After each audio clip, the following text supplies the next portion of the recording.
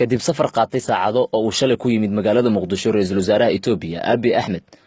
waxa uu kulan albaabadu u xirnaa uu la yeeshay madaxweynaha Soomaaliya waxayna ka heshiiyeen qodobo dhowr ah shir jiraa'id oo si wada jir u qabteen waxay ku sheegeen in labada dal uu dhex marayo heshiis dhinacyo badan oo qayb ka ah ganacsiga dhaqaalaha isdhexgalka bulshada labada dal iyo sameynta suuq ganacsi oo xor ah warmurtiyeed ka soo baxay waxa lagu sheegay in la xoojiyo xiriirka labada dal iyo dhaqangelinta heshiisyada horay u jiray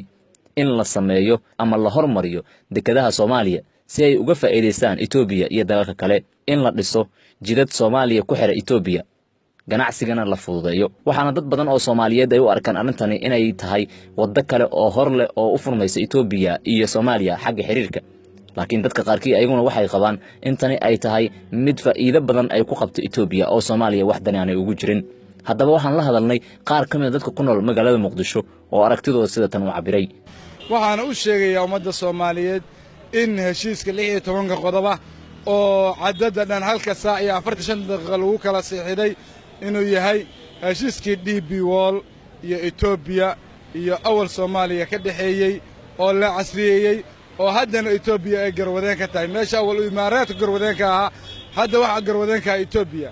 Soomaaliya waxaan u sheegayaa Itoobiya waa 72 milyan ilaa 80 milyan haddii marka iyo baraawe iyo Kismaayo iyo la siiyo afar dekedood oo Soomaaliya la socda culaysku wuxuu ku imaanay waa idinka waa inaga way inaga qaadayaan dhulkeena lagu talagalay lagu barakiyo waxa lagu goynay waa shacabka Soomaaliyeed waxa lagu goynay waa danta Soomaaliyeed heshiiskii shalay ka dhacay Muqdisho kaasoo ahaa mid aad iyo aad aan la yaabnay dadka Soomaaliyeed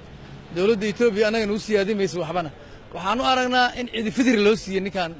dekedii Soomaaliya wax shaqeeyana ma aha wax aan raalli ka nahana ma hadana ummadda Soomaaliyeed ee ku nool magaalada Muqdisho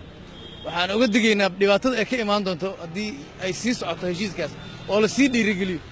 ma aha wax dalka iyo dadka anfacahay Itoobiyana waxa u tiri mayso Soomaaliya madaxweynaha waxa uu baaqayaa dad shacabka ama dhalinyarta aan nahnay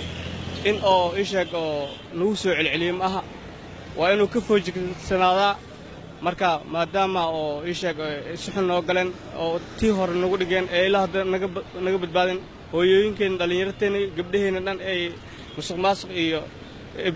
ku dhameeyeen marka waxaan ugu baaqayaa dhalinyarta haddaananay isheeg madaxweynaha